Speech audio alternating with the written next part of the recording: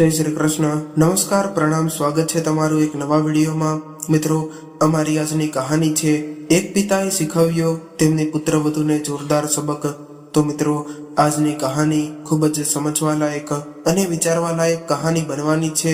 તો તમને વિનંતી છે કે આ વિડીયોને લાઈક કરી અને બની શકે તો તમારા મિત્રો સાથે શેર કરજો. અને હજુ સુધી જો તમે અમારી ચેનલને સબસ્ક્રાઇબ ન કરી હોય તો અત્યારે જ સબસ્ક્રાઇબ કરી દેજો તથા કોમેન્ટ બોક્સમાં હર હર મહાદેવ જરૂરથી લખી દેજો, જેથી ભગવાન ભોલેનાથની કૃપા હંમેશા આપણા સૌ પર નિરંતર બની રહે.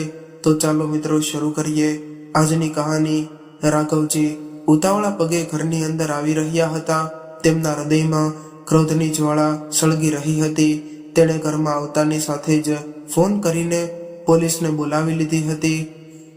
જ્યારે તે ઘરમાં અંદર આવ્યા ત્યારે તેને તેની પુત્રવધૂને હાનો હસવાનો અવાજ સંભળાયો, જે તેના પતિ મનીષ સાથે બહાર ફરવા જવાનું વિચારી રહી હતી અને બંનેના ચહેરા ખુશીથી ચમકી ઉઠ્યા હતા. આ દ્રશ્ય જોઈને રાઘવજીનો ગુસ્સો સાતમા આસમાને પહોંચી ગયો હતો અને બોલ્યા, હદ થઈ ગઈ. હવે તમારી પૈસાના લોભની બેશરમીએ તમે લોકોએ તમારી માતાનો જીવ જોખમમાં મૂક્યો. ત્યાં મારી ગરીબમાં હોસ્પિટલમાં જીવન મરણ વચ્ચે ઝોલા ખાઈ રહી છે અને તમે લોકો અહીં ખુશીથી ઉજવણી કરી રહ્યા છો. તમે બંનેએ એવું ઘણું સ્પર્ધ કૃત્ય કર્યું છે કે તમે તમારા જ ઘરમાં ચોરી કરી. રાઘવજીના આ શબ્દો સાંભળીને તેની પુત્રવધુ નેહા નારાજ થઈ અને બોલી કે અરે બાપુજી, શું છે આ ઉંમરે તમારે આટલી બધી તકલીફો સાથે રહેવાનું શું જરૂર છે? અને આ ઉંમરે તમને અમારી માતા પર પાણીની જેમ આટલા પૈસા વેડફી રહ્યા છો. તમે હવે તેની હાલત પર છોડી દો અને શાંતિથી જીવો અને અમને પણ શાંતિથી જીવવા દો. તેમની પુત્રવધૂની આ સાંભળીને રાઘવજી ગુસ્સે થયા અને તેની પુત્રવધૂને એક જોરદાર ગાલ પર થપ્પડ મારી દીધી. આ જોઈને તેના દીકરાએ જોરથી બૂમ પાડી, પિતાજી, તમે મારી વહુના ગાલ પર થપ્પડ મારી મારી પત્ની પર હાથ ઉપાડવાની તમારી હિંમત કેવી રીતે થઈ ગઈ? ત્યારે તેના અવાજથી આખું ઘર જાગી ગયું. ત્યારે જ તેના પિતાજીએ બીજા જોરથી થપ્પડ મનીષના ગાલ પર મારી અને મનીષના ગાલ પર હાથ મૂકીને ચૂપચાપ ઊભો રહ્યો. ત્યારે રાઘવજીએ કહ્યું કે શું આજ દિવસ જોવા માટે અમે તને ભણાવ્યો, ગણાવ્યો અને ઉછેર્યો? એ જ સમયે બે પોલીસવાળા પણ ઘરની અંદર આવ્યા અને પોલીસને જોતાની સાથે જ મનીષ અને નેહાને પરસેવો વળી ગયો અને રાઘવજીએ કહ્યું કે ઇન્સ્પેક્ટર સાહેબ, આ બંનેની ધરપકડ કરો. મારે એવા દીકરા નથી જોતા જે તેના માતા પિતાના મૃત્યુની રાહ જોતા હોય. આ સાંભળીને મનીષ તેના પિતાના પગમાં પડી ગયો અને બોલ્યો, ના પિતાજી, આવું ન કરો. અમે બરબાદ થઈ જઈશું. બસ એકવાર અમને માફ કરી દો. દીકરા, તારો ઘમંડ એક જ વારમાં દૂર થઈ ગયો. આજે પણ હું એ દિવસને યાદ કરીને હું રડી રહ્યો છું, જ્યારે હું તમારી સામે તમારી માતાની સારવાર માટે વિનંતી કરી રહ્યો હતો. આટલું કહીને રાઘવજીએ તેના ભૂતકાળમાં ખોવાઈ ગયા અને એ દિવસોને યાદ કરવા લાગ્યા, જ્યારે તેમની પત્ની વિમળાનો ટેસ્ટ રિપોર્ટ કરાવ્યો અને તેને ખબર પડી કે તેમની પત્ની કેન્સર જેવી ગંભીર બીમારીથી પીડિત છે. આ સાંભળીને રાઘવજીનું હૃદય સંપૂર્ણ રીતે તૂટી ગયું હતું. પણ ડોક્ટરે કહ્યું હતું કે આજકાલ મેડિકલ સાયન્સ એટલું આગળ વધી ગયું છે કે જો તમારી પત્નીનું યોગ્ય સમયે ઓપરેશન કરાવવામાં આવે તો આ રોગ પણ મટી જાય છે અને એમાં લાખોનો ખર્ચો થશે. રાઘવજીએ નક્કી કર્યું હતું કે તે કોઈ પણ ભોગે તેની પત્નીનો જીવ બચાવશે. તેણે ઘરે આવીને તેના પુત્રને આ વાત કહી તો તે પણ ચોંકી ગયો અને તેણે તેના પિતાજીને કહ્યું કે તમે ચિંતા કરશો નહીં, અમે માતાને શ્રેષ્ઠ સારવાર અપાવીશું અને થોડા દિવસોમાં તે સંપૂર્ણ રીતે ઠીક થઈ જશે. પરંતુ ખબર નહીં તે રાત્રે દીકરા અને વહુ વચ્ચે શું થયું હતું કે બીજા દિવસે તેના દીકરાએ સ્પષ્ટ કહ્યું કે પિતાજી, મારી માતા હવે વૃદ્ધાવસ્થામાં પહોંચી ગઈ છે અને તેની પાછળ પૈસાનું રોકાણ કરવું એટલે પૈસા વેડફ્યા અને મારી પાસે વેડફવા માટે પૈસા નથી. પોતાના પુત્રની આ વાત સાંભળીને રાઘવજી જાણે છેતરાયા હોય તેમ ત્યાં જ ઊભા રહ્યા. તેમને પોતાના કાન પર વિશ્વાસ ન આવ્યો, પણ હિંમત હાર્યા વગર તે પોતાની પત્ની પાસે ગયા અને તે તેની સંભાળ રાખી રહ્યા હતા અને તેને રોજ સવાર સાંજ બહાર ચાલવા માટે લઈ જતા. એક દિવસ પાર્કમાં ફરવા જતા હતા ત્યારે જ તેનો એક મિત્ર તેને મળ્યો. તો તેની સાથે વાત કરતા તેણે તેના મિત્રને તેની પત્નીની તબિયત અને તેના પુત્ર અને પુત્રવધૂની સ્થિતિ વિશે જણાવ્યું. તે વખતે તેની આંખોમાં આંસુ આવી ગયા અને તેને આ હાલત કહ્યા વગર તેના ચહેરા પર સ્પષ્ટ દેખાતી હતી. એ સાથે જ તેના મિત્રએ તેને પ્રોત્સાહિત કરતા કહ્યું કે રાઘવજી, આ હિંમત હારવાનો સમય નથી. તમારી પાસે ગામમાં જમીન છે, તમે કહો તો હું તે જમીનનો સોદો કરાવી આપું. તે આ સમયે કામ ન આવે તો ક્યારે કામ આવશે? રાઘવજી, તમારે તમારી પત્નીની સારવાર કરાવવા માટે તમારા પુત્ર અને પુત્રવધુ પર નિર્ભીત રહેવાની કોઈ જરૂર નથી. ત્યારે રાઘવજીને તેના મિત્રના આ નિવેદનથી ખૂબ જ પ્રોત્સાહન મળ્યું. ત્યારે તે તેના વતનના ગામમાં ગયા અને યોગ્ય કિંમત મળતા તેમને જમીનનો સોદો કર્યો. જમીનનો સોદો કરીને જ્યારે તેઓ ઘરે પાછા ફર્યા ત્યારે તેમને તેમની પત્ની ક્યાંય દેખાઈ નહીં. ત્યારબાદ રાઘવજીએ તેમની પત્નીને બૂમ પાડી. ત્યારે સસરાનો અવાજ સાંભળીને તેની પુત્રવધૂએ આખું ઘર શોધ્યું, પણ તે તેની સાસુને ક્યાંય શોધી ન શકી. એટલે તેણે તેના સસરાને કહ્યું, અરે બાપુજી, શું થયું? તે ઘરે છે નહીં, ક્યાં ગયા છે? પછી રાઘવજીએ કહ્યું, અરે મેં તેને કહ્યું હતું કે હું ગામમાં સરપંચને મળવા જાઉં છું. તે પછી હું બેંકમાં પણ જઈશ અને કેટલાક કાગળો પર તારી સાસુની સહી જરૂરી હતી. હવે તે ઘરે નથી. તે કોઈ વાતને ગંભીરતાથી લેતા જ નથી. મને ખબર નથી કે તે શું કામ કરવા ગયા છે. મારી વાતને અવગણીને તેની પુત્રવધુ નેહાએ કહ્યું કે બાપુજી, તમારે ક્યાં કાગળો પર સહી કરવાની જરૂરી છે? કૃપા કરીને મને કહો. પુત્રવધુ, કેટલાય મહત્વપૂર્ણ કાગળો છે. આમ કહીને રાઘવજીએ કહ્યું કે આ વિમળા પર પણ કેટલી હદ સુધી જાય છે. તે જાણે છે કે તેમની તબિયત દિવસે ને દિવસે બગડી રહી છે, પણ તેમ છતાં તે એક દિવસ પણ ઘરે જ રહેવાનું ભૂલતી નથી. તેના હાથમાં જે થેલી હતી તે પકડીને છાતી સાથે ચોંટાડીને રાઘવજીએ કહ્યું, જો આજે આ કામ ન થાય તો પછી આવતા અઠવાડિયા સુધી મુલવતી રાખવામાં આવશે. પછી નેહાએ તેની બેગ તરફ જોયું અને કહ્યું કે બાપુજી, તમે બેંકમાં કેમ જાઓ છો? તે તમે મને કહ્યું નહીં. તો રાઘવજીએ કહ્યું, કંઈ નહીં વહુ, એક ખાસ કામ હતું. અને ત્યારે જ કુરિયર વાળો દરવાજા પાસે આવ્યો. ત્યારે જ નેહાએ કુરિયર લેવા ગઈ અને આ બધું કામ કરતી વખતે તેનું ધ્યાન તેના સસરાની બેગ પર જ હતું. કુરિયર લઈને તેને તેના રૂમમાં રાખ્યા બાદ નેહાએ તેના સસરાના રૂમમાં ડોકિયું કર્યું અને તેના સસરા રાઘવજીને જોયા. ત્યારે રાઘવજી કંઈક શોધતા હતા. તેના ચહેરા પર મુસીબત દેખાતી હતી. નેહા તેમનો દરવાજો ખખડાવ્યા વગર તેમના રૂમમાં પ્રવેશી અને બોલી કે બાપુજી, તમે મારા સાસુની તબિયત વિશે ચિંતા ન કરો, તે મંદિરેથી હમણાં જ આવી જશે. ત્યારે જ રાઘવજીએ તેનો અવાજ સાંભળ્યો ને તરત જ તેણે બારી ખોલી અને ત્યારે જ બેગ તેના હાથમાંથી નીચે પડી ગઈ. બેગ નીચે પડતા જ 500ની નોટોના બંડલ જમીન પર પડી ગયા. એટલા બધા 500ની નોટોના બંડલ જોઈને નેહાની આંખો પહોળી થઈ ગઈ. નેહાના મોંમાંથી અચાનક બોલાઈ ગયું કે આટલા બધા પૈસા, અને પછી તે સામાન્ય થઈ ગઈ અને બોલી, બાપુજી, આ બધા પૈસા ક્યાંથી આવ્યા અને કોના પૈસા છે? રાઘવજીએ ઝડપથી પૈસા ઉપાડીને પોતાની બેગમાં મૂક્યા અને બેગને બંધ કરતી વખતે કહ્યું કે પુત્રવધુ, અમારા ગામની જમીન હતી, હવે તે જમીન વેચાઈ ગઈ છે. તેથી મેં થોડા પૈસા લીધા છે અને આ પૈસા જમા કરાવવા માટે મારે બેંકમાં જવું છે, પણ મને કબાટની ચાવી ક્યાંય મળી નથી રહી. એવું લાગે છે કે તે તારી સાસુ પાસે હશે. બીજી તરફ નોટોના બંડલની તસવીર નેહાની આંખોમાં હજુ પણ સ્પષ્ટ દેખાઈ રહી હતી. તેણે કહ્યું કે બાપુજી, હજુ સુધી મારા સાસુ આવ્યા નથી અને તમે આ બેગ ક્યાં સુધી હાથમાં રાખશો?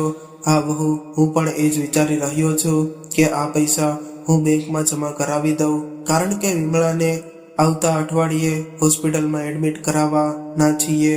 હવે ડોક્ટરે પણ કહ્યું છે કે જલ્દી ઓપરેશન કરાવો, નહીં તો મામલો હાથમાંથી નીકળી જશે.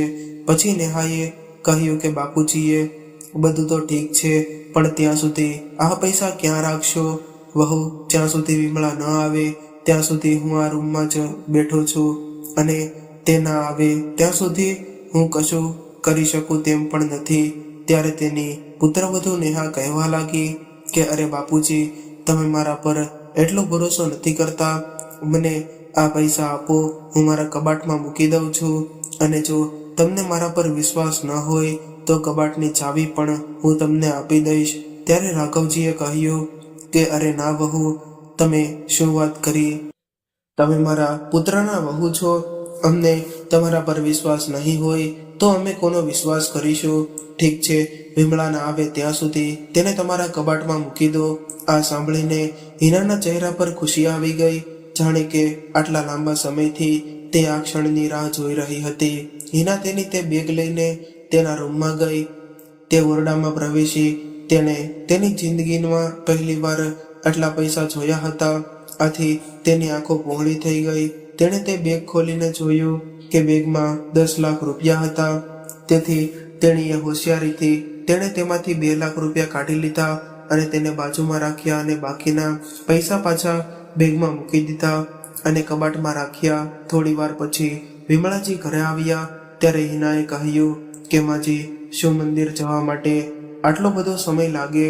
અરે ના પુત્રવધુ, હું રસ્તામાં મારી એક સહેલી મળી ગઈ હતી. તે મારી તબિયત વિશે પૂછી રહી હતી. તેમાં થોડો સમય લાગ્યો. સારું સારું, મને એક વાત કહે કે તારા સસરા આવ્યા છે? હા, એ તમને ઘણા સમયથી શોધી રહ્યા હતા. તમે એક કામ કરો કે આ મારા કબાટની ચાવી લો. કબાટમાં મારા સસરાએ તેની બેગ રાખી છે, તેને તમે લઈ લ્યો અને તમારા કબાટમાં રાખી દો. તો તેની સાસુ બોલી, તેમાં શું છે? તેમાં ઘણા પૈસા છે, અને પછી જો કંઈ કામ તેમ થઈ જશે તો પછી તમે મારા નામનો જ ઉપયોગ કરશો, કારણ કે સાસરિયામાં સૌ પ્રથમ શંકા પુત્રવધુ પર જ પડે છે. ત્યારબાદ વિમળાજીએ કહ્યું કે એવું નથી વહુ, અમે તો હંમેશા તને અમારી દીકરી જ માની છે, અને નાનકડી વાત હોય તો પણ દિલની નજીક તને રાખીએ છીએ. આટલું કહીને વિમળાજીએ તેમની વહુના રૂમમાં જવા લાગ્યા, અને અચાનક તેમનું મન ઠંડુ પડી ગયું. આજ સુધી પુત્રવધુ તેના રૂમનો દરવાજો પણ બંધ રાખતી હતી. તે વિચારતી હતી કે તેની પુત્રવધુએ આજ તેના કબાટની ચાવી કેવી રીતે આપી દીધી, પરંતુ પછી આ વિચારને ફગાવીને તે તેની પુત્રવધુના કબાટ પાસે ગઈ અને કબાટ ખોલી તેના પતિની બેગ કાઢીને તેના રૂમના કબાટમાંથી રાખી દીધી. આ સમયે રાઘવજીએ આવીને કહ્યું કે વિમળા, તું પણ તારી હદ વટાવી ગઈ. મેં તને કહ્યું હતું કે હું આવું ત્યારે તમારે ઘરે જ રહેવું જોઈએ. આ તમે મારી વાત કેમ સાંભળતા જ નથી? તેના પતિની વાત સાંભળીને વિમળાજીએ કહ્યું કે અરે, તમે જે કામ માટે મને શોધી રહ્યા હતા તે કામ મેં પહેલેથી જ કરી દીધું છે. રાઘવજીએ પૂછ્યું, કયું કામ? તો વિમળાજીએ કહ્યું, અરે, તમે મારી પુત્રવધુને જે બેગ આપી હતી તે મેં મારા કબાટમાં વ્યવસ્થિત રાખી દીધી છે, અને જુઓ, તાળું મારીને ચાવી પણ મારી પાસે રાખી છે.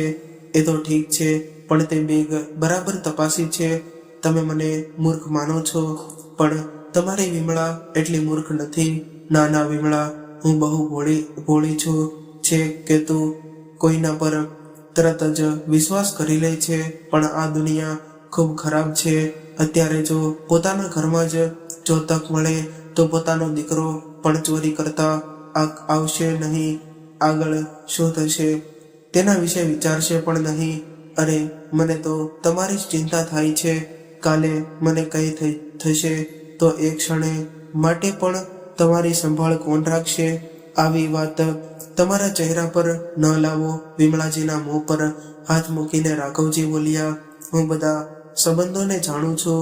કોણ મારું છે અને કોણ પરાયું છે. અમારી બંને વચ્ચેનો સંબંધ એ જ એવો છે કે જ્યાં આપણે બંને એકબીજા માટે નિસ્વાર્થ ભાવે વિચારીએ, નહીંતર અમારા બાળકો પણ અમારા પોતાના નથી. ત્યારે વિમળાજી બોલ્યા, મહેરબાની કરીને તમારા પુત્ર સામે આવું કોઈ ઝેર આંકશો નહીં. હવે તે પરિણીત છે, તેને તેની પત્નીની જવાબદારી પણ છે. તેને તેની વહુની રોજ કોઈ ને કોઈ માંગણી હોય છે. શું તેના શોખ પૂરા કરશે કે પછી તે તેના માતા પિતાનું ધ્યાન રાખશે? આ વાત બાજુ પર રાખો, હું ચા બનાવું છું અને બેસીને ચા પીવો. વાસ્તવમાં રાઘવજી તેમની પત્ની વિમળાની બીમારીને લઈને તેઓ ખૂબ જ ચિંતિત હતા અને વિમળાજીની બીમારીની સારવાર ખૂબ જ મોંઘી હતી, જે શહેરની સૌથી મોટી હોસ્પિટલમાં શક્ય હતી. જે દિવસે તેમને તેમની પત્નીના ઓપરેશન માટે તારીખ લીધી હતી, તે સમયે તેનો દીકરો મનીષ બીજા શહેરમાં ગયો હતો. 2 દિવસ પછી જ્યારે તે પાછો આવ્યો ત્યારે હિનાએ તરત જ તેના કાન ભર્યા અને હિનાની વાતોમાં આવીને તે ગુસ્સાથી બહાર આવી અને બોલ્યો કે બાપુજી, તમે આ શું કરો છો? ત્યારબાદ રાઘવજી પોતાની વિચારસરણીમાંથી બહાર આવ્યા અને કહ્યું કે દીકરા, તું શું વાત કરે છે? બાપુજી, તમે સારી રીતે જાણો છો કે હું માતાની વાત કરું છું. કેમ દીકરા, તારી તબિયતમાં એ તારું શું નુકસાન છે? તે પોતે કેન્સર સામે ઝઝૂમી રહી છે. હા, હું બધું જાણું છું, પણ કદાચ તું સમજતો નથી પિતાજી. અને હવે તમે આપણા ગામની આપણી જે જમીન છે તેને વેચી રહ્યા છો અને તમે મને પૂછવું પણ જરૂરી ન માન્યું. મારી સલાહથી પણ તને કોઈ ફરક નથી પડતો. ત્યારે રાઘવજીએ કહ્યું, સારું થયું દીકરા કે તારા બાતમીદારોએ તારા સુધી આ સમાચાર લાવ્યા. હવે હું શું કરું દીકરા? તે તારી માને છોડી દીધી છે. તને તેની ચિંતા નથી. તું તારી પત્નીની માંગણી પૂરી કરવામાં દિવસ રાત વ્યસ્ત છે. પછી મનીષે કહ્યું, મને સમજાતું નથી, આખરે તમને શું થઈ ગયું છે? શું હું તમારો દુશ્મન છું? ત્યારે રાઘવજી બોલ્યા, પણ દીકરા, તારી આ હરકતો પરથી એવું નથી લાગતું કે તને તારી માતાની ચિંતા છે. 1 મહિના પહેલા તે 10 લાખ રૂપિયાની કાર ખરીદી હતી અને થોડા દિવસો પહેલા જ તમે તમારી વહુ માટે સોનાનો હાર ખરીદ્યો છે અને તમે તમારા અને તમારી પત્નીના શોખ પૂરા કરવા માટે લાખો રૂપિયા ખર્ચી શકો છો, પણ તમારી માતાની સારવાર માટે 1 રૂપિયો પણ ખર્ચી શકતા નથી. અને જ્યાં સુધી જમીનની વાત છે, તો એ જમીન મેં મારા લોહી અને પરસેવાની મહેનતના પૈસાથી ખરીદી છે. તેથી તે જમીન મેં વેચી દીધી છે. તો તમારે તેના વિશે પૂછવાની શું જરૂર હતી? પણ બાપુજી, મારો પોતાનો પરિવાર પણ છે, મારી પત્ની છે અને બાળકો પણ છે. તો વિચારો, તમે અમને ગરીબ બનાવી રહ્યા છો. ત્યારે રાઘવજીએ ગુસ્સામાં કહ્યું કે તમે અને તારી પત્નીને અને તારા બાળકોને આ દુનિયામાં કોણ લાવ્યું? તારી માતા જે દિવસે તને તાવ આવ્યો, તે તું બીમાર પડ્યો, તે દિવસે તારા બંનેમાંથી કોઈએ ખાવાનું નથી ખાધું અને તારી આ આખી રાત જાગીને તારી સંભાળ રાખતી. તેના ચહેરા પર એક પણ કરચલીઓ નહોતી. હું દિવસ રાત તમારી તકલીફ જોતો. બાપુજી, આ બધી નકામી બાબતોમાં મારો સમય ન બગાડો. તમે મારા પર શું ઉપકાર કર્યો? દરેક મા બાપ પોતાના બાળકો માટે આ કરે છે. તે જ સમયે રાઘવજીની આંખો ચમકી ઉઠી અને દુઃખને કારણે ચોધાર આંસુએ રડી પડ્યા. તેમને કટક ભર્યા સ્વરે કહ્યું કે સાવધાન, હવે તું વધુ એક પણ શબ્દ બોલે તો કાલે હું તારી માતાને તેની સારવાર માટે હોસ્પિટલે લઈ જાઉં છું અને મારે આ વિશે કોઈનો અભિપ્રાય નથી જોતો. મનીષે તેના પિતાના આ શબ્દો સાંભળીને થોડી નમ્રતા બતાવીને કહ્યું કે અરે બાપુજી, એવું નથી, પણ માતાની સારવાર કરાવતા થોડા પૈસા બચ્યા હોય તો તે અમને આપજો, કારણ કે મેં મારા મિત્ર સાથે ભાગીદારીમાં એક ધંધો શરૂ કર્યો છે. જો મને પૈસા નહીં મળે તો મારે કોઈની પાસેથી લોન લેવી પડશે. ત્યારે રાઘવજીએ કહ્યું કે ઠીક છે, હવે મને એનો અર્થ સમજાયો. હવે દીકરા, તું પોતે જ વિચારી શકે છે કે આટલી મોટી હોસ્પિટલમાં કેટલો ખર્ચ થતો હશે અને તારા વૃદ્ધ માતા પિતાને મદદ કરવાને બદલે તું એમની પાસેથી પૈસા માંગે છે. તને શરમ આવવી જોઈએ ને. તે આટલું કહીને રાઘવજી ત્યાંથી ચાલ્યા ગયા. બીજા જ દિવસે હોસ્પિટલમાંથી ફોન આવ્યો કે હોસ્પિટલમાં સારવાર માટે પૈસા જમા કરાવો અને દર્દીને દાખલ કરો. ત્યારે રાઘવજીએ તેમની પત્નીને કહ્યું કે અમારે કાલે તને હોસ્પિટલમાં દાખલ કરાવવાની છે, તેથી હોસ્પિટલ માટે થોડા કપડાં તૈયાર કરી રાખો. ટૂંક સમયમાં તારી બધી તકલીફો દૂર થઈ જશે. પછી વિમળાજીએ હસતા હસતા કહ્યું કે અમે બંને આમાં રાજીવના અંતિમ તબક્કામાં પહોંચી ગયા છીએ. હજુ પણ તમે તમારા કરતા વધુ મારું ધ્યાન રાખો છો. ત્યારે રાઘવજીએ કહ્યું કે વિમળા, તને જો તો હું છું, નહીં તો હું કંઈ નથી. જો તમે આ ઘરમાં ન હોત તો મને પણ આ ઘર ગમતું નથી. રાઘવજીએ પૈસા ભરેલી બેગ સુરક્ષિત રાખી અને જ્યારે તેઓ તેમની પત્નીને દવાખાને લઈ જવા લાગ્યા ત્યારે પુત્રને કહ્યું કે હું તારી માતાની સારવાર કરાવવા જાઉં છું. પછી પુત્ર વધુએ આંખો મીચીને પૂછ્યું, ત્યાં જઈને સંકોચ કરશે ત્યાં હું છું? બીજી તરફ દીકરાના મોઢામાંથી એક પણ શબ્દ ન નીકળ્યો. તો વિમળાજીએ કહ્યું કે તેને કેમ હેરાન કરો છો? તમે મારી સાથે છો તો ચિંતા શા માટે? ચાલો આપણે જઈએ. રાઘવજીને તેમના પુત્ર અને પુત્રવધુ પર ખૂબ જ ગુસ્સો આવ્યો, પરંતુ તેઓ તેમની પત્નીને કોઈ તકલીફ આપવા નહોતા માંગતા, તેથી તેઓ ચૂપચાપ ત્યાંથી ચાલ્યા ગયા. નર્સ વિમળાજીને અંદર લઈ ગયા અને જ્યારે રાઘવજી કેશ કાઉન્ટર પર પૈસા જમા કરાવ્યા પછી કાઉન્ટર પર બેઠેલા વ્યક્તિએ કહ્યું કે રાઘવજી, તમે તો કહ્યું હતું કે તમે પૂરા પૈસા જમા કરાવો છો, પણ આ તો માત્ર 8 લાખ રૂપિયા છે. તેથી અમે ઓપરેશન શરૂ કરી દઈએ છીએ, પણ બાકી રહેતા 2 લાખ રૂપિયા મહેરબાની કરીને જલ્દી જમા કરાવો. આ સાંભળીને રાઘવજીને આશ્ચર્ય થયું કે આ કેવી રીતે થઈ શકે. બેગમાં તો પૂરા 10 લાખ રૂપિયા હતા. એટલા માટે એકાઉન્ટરે કહ્યું કે તમને તો જો વિશ્વાસ ન હોય તો તમે કેમેરા ચેક કરી શકો છો.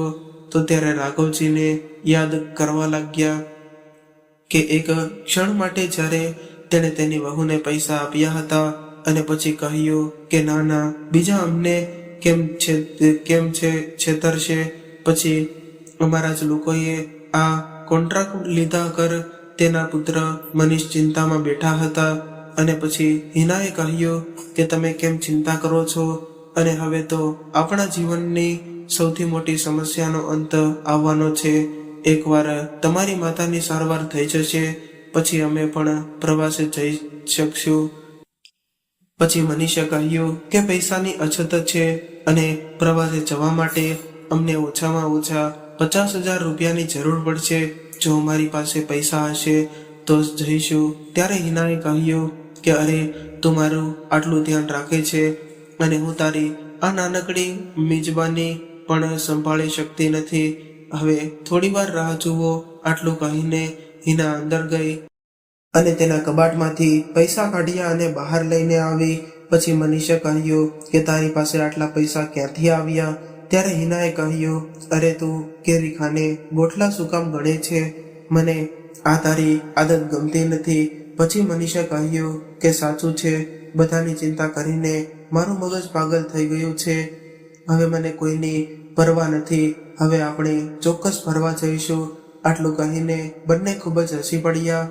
બીજી તરફ જ્યારે રાઘવજી ઘરે પહોંચ્યા ત્યારે તેમના દીકરા અને વહુની વાત સાંભળીને તેમણે તાળીઓ પાડીને કહ્યું કે અરે, તમે લોકોએ બહુ સરસ કામ કર્યું છે. ત્યાં તમારા માતા જીવત અને મૃત્યુની લડાઈ લડી રહી છે અને તમે બંને તમારી પોતાના ઘરમાં પૈસા ચોરી કરવાના અને આવા સમય પર ફરવા જવાના સપના જોઈ રહ્યા છો. પિતાજીની વાત સાંભળીને આવતા પોલીસને જોઈને મનીષ અને હિનાને પરસેવો વળી ગયો અને પછી હિનાએ કણસતા અવાજે કહ્યું કે શું બોલો છો બાપુજી? ધ્યાનથી વિચારો અને બોલો કે મેં કઈ ચોરી કરી છે.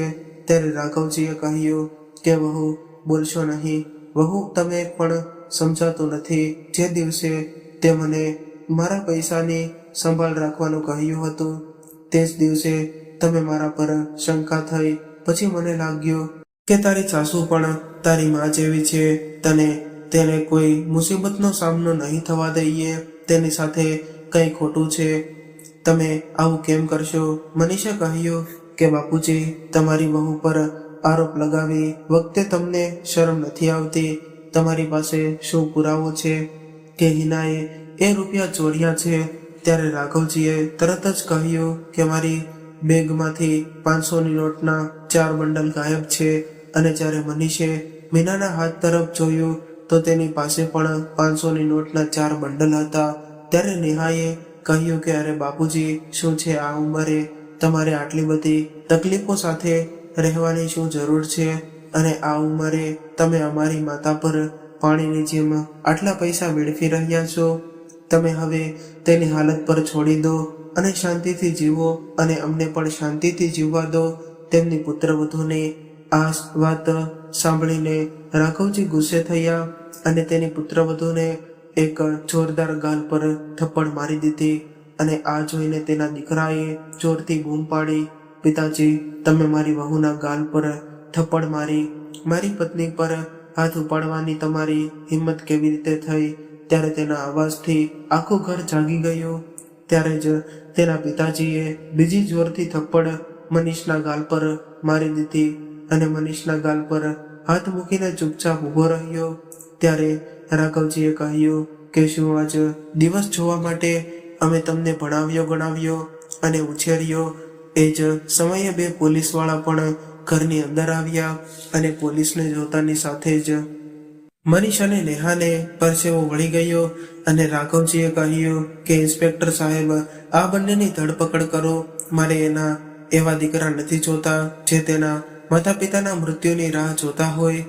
આ સાંભળીને મનીષ તેના પિતાના પગમાં પડી ગયો અને બોલ્યો કે ના પિતાજી, આવું ન કરો. અમે બરબાદ થઈ જઈશું. બસ એકવાર અમને માફ કરી દો. મેં ઘણા પૈસા રોકીને નવો ધંધો શરૂ કર્યો છે. જો હું જેલમાં જઈશ તો ઘણું નુકસાન થશે.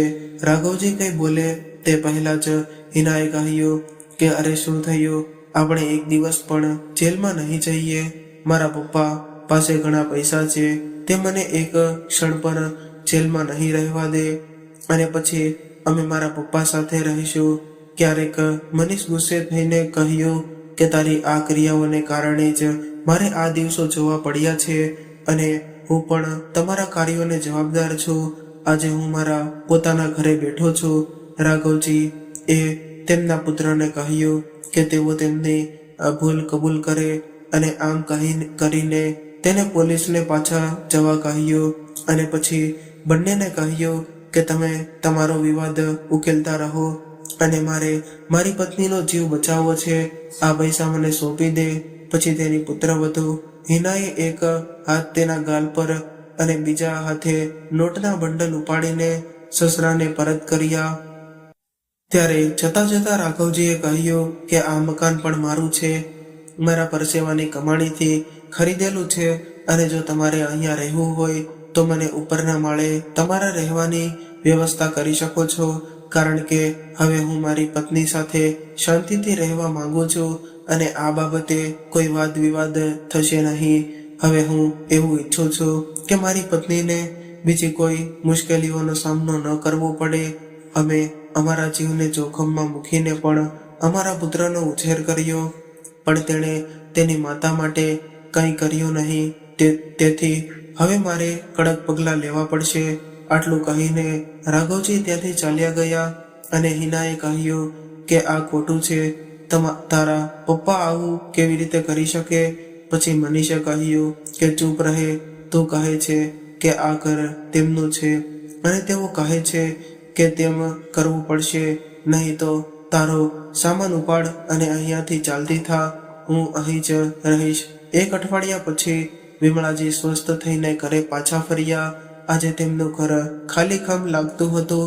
તેથી તેને તેના પિતાને આ વિશે પૂછતા તેણે કહ્યું કે તમારી વહુ ઉપરના માળે રહેવા માંગે છે અને હું પણ તે ઈચ્છું છું કે હવે તું તારો જૂનો શોખ પૂરો કરી શકે છે.